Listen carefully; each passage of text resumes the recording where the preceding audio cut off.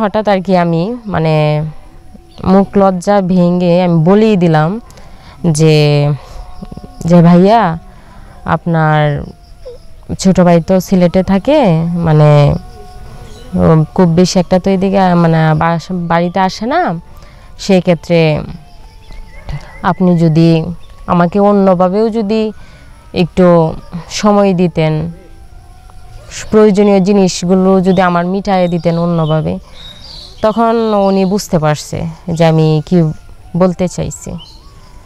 তো দেখলাম যে না, বাসুর আমার মানে প্ল্যানে পা রাখছে, মানে ওনাকে আমি ফুসলাইয়া ফেলছি, মানে উনি আমার মানে ফাঁদে পড়ে গেছে।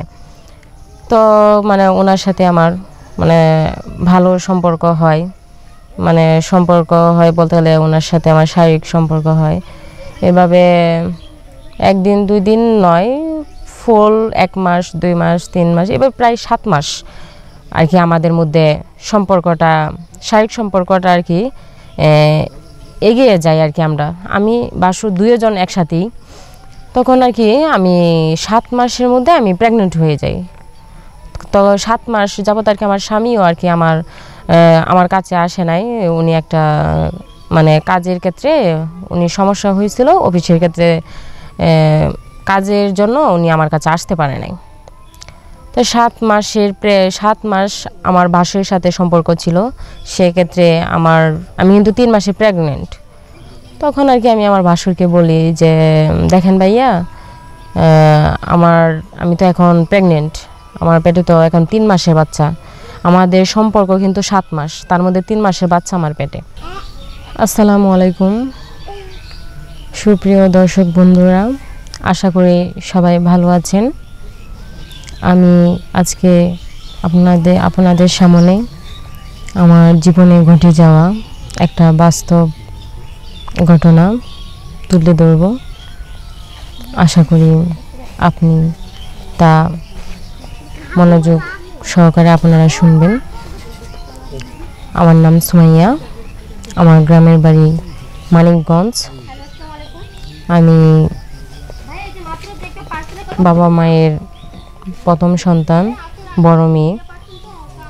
সে অনুযায়ী আমার লেখাপড়া শেষ হওয়ার পর আমার বাবা মা ডিসাইড করে যে এখন তো তোর লেখাপড়া শেষ, একটা ভালো সম্বন্ধ আসলে মেয়েকে বিয়ে দিয়ে দেব।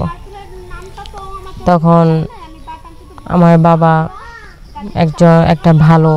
যখন একটা ভালো সম্বন্ধ আসে, তখন আমার বাবা আর কি ছেলেকে দেখে পছন্দ করে, তারা ফ্যামিলিগতভাবে আমাদের বিয়েটা হয়।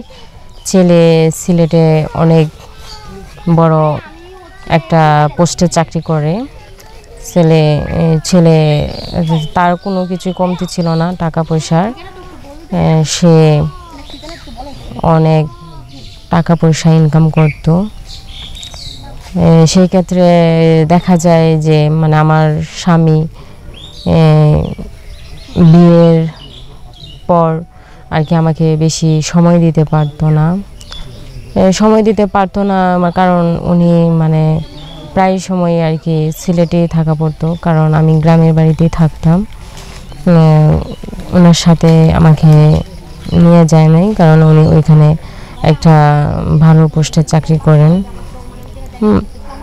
সেক্ষেত্রে যেহেতু আমি গ্রামের বাড়িতে থাকি, আমার ভাসুরও থাকে, আমার শ্বশুর নেই, শ্বশুর ছিল না।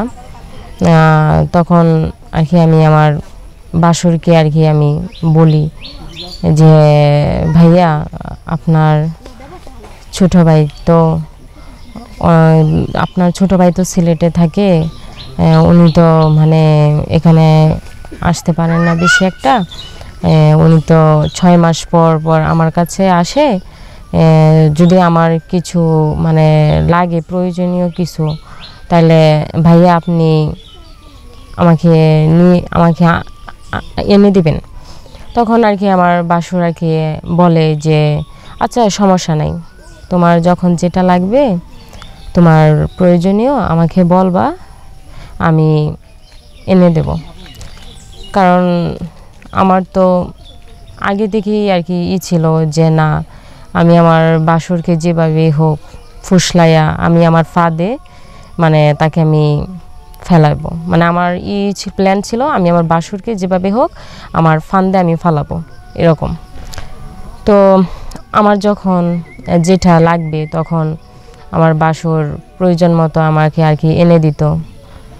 আমার যখন বলতে গেলে আমার রান্নার ক্ষেত্রে সবজি লাগবে আমি বললে এনে দিত। আমার প্রয়োজনীয় জিনিস যখন যেটা লাগতো ওনাকে বলতে দেরি হতো, উনি আমাকে এনে দিত। একদিন হঠাৎ আর কি আমি মানে মুখ লজ্জা ভেঙে আমি বলেই দিলাম যে যে ভাইয়া আপনার ছোট ভাই তো সিলেটে থাকে, মানে খুব বেশি একটা তো এদিকে মানে বাড়িতে আসে না, সেই ক্ষেত্রে আপনি যদি আমাকে অন্যভাবেও যদি একটু সময় দিতেন, প্রয়োজনীয় জিনিসগুলো যদি আমার মিটাইয়ে দিতেন অন্যভাবে, তখন উনি বুঝতে পারছে যে আমি কি বলতে চাইছি। তো দেখলাম যে না, বাসুর আমার মানে প্ল্যানে পা রাখছে, মানে ওনাকে আমি ফুসলাইয়া ফেলছি, মানে উনি আমার মানে ফাঁদে পড়ে গেছে। তো মানে ওনার সাথে আমার মানে ভালো সম্পর্ক হয়, মানে সম্পর্ক হয় বলতে গেলে ওনার সাথে আমার শারীরিক সম্পর্ক হয়। এভাবে একদিন 2 দিন নয়, ফুল 1 মাস 2 মাস 3 মাস এবার প্রায় 7 মাস আর কি আমাদের মধ্যে সম্পর্কটা, শারীরিক সম্পর্কটা আর কি এগিয়ে যায় আর কি। আমি বাসুর 2 জন একসাথেই। তখন আর কি আমি 7 মাসের মধ্যে আমি প্রেগনেন্ট হয়ে যাই।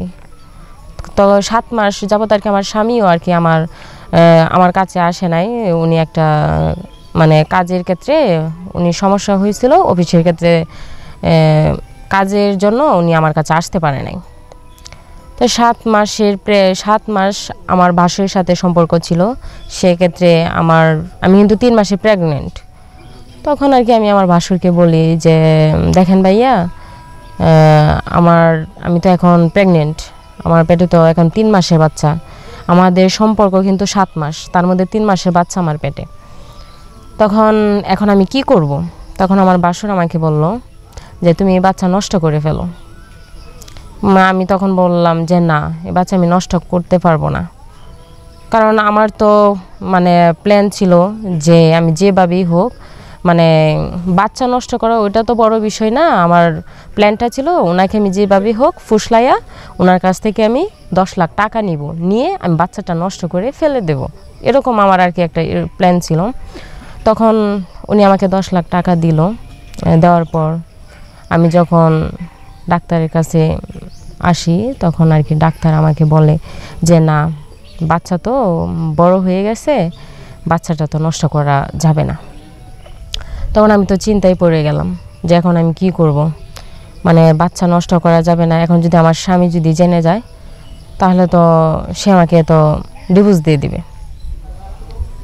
যে এবার দেখা যায় যে এক্ষেত্রে সে কারো কাছ থেকে মানে গ্রামের লোকজনের কাছ থেকে সে শুনে যে বাসুরের বাচ্চা আমার পেটে, তার সন্তান না এটা জেনে সে সিলেট থেকে চলে আসার পর সে আমাকে ডিভোর্স দিয়ে দেয়। আর আমার পেটে যে বাচ্চাটা ছিল বাসুরের, সেও তার বাচ্চার কোনো দায়িত্ব নেয় নাই, আমারও দায়িত্ব নেয় নাই। মূলত আমি বাসুরকে ফাঁসাইতে গিয়ে আমি আমার নিজের সংসার শেষ করছি। আমার মতো এরকম কেউ আমার মতো এরকম কেউ করবেন না, কারণ আমার গল্পের মধ্যে এটাই আমি বুঝাইতে চাইছি যে কারোর জীবন নষ্ট করার আগে নিজের জীবনটা ভাবতে হবে। কারণ আমি চাইছিলাম কি টাকার লোভে পড়ছিলাম, টাকার লোভ করতে গিয়ে কি আজ আমার স্বামী, সন্তান, সংসার সব হারাইছি। আমার মতো এরকম বললে আর কেউ করবেন না।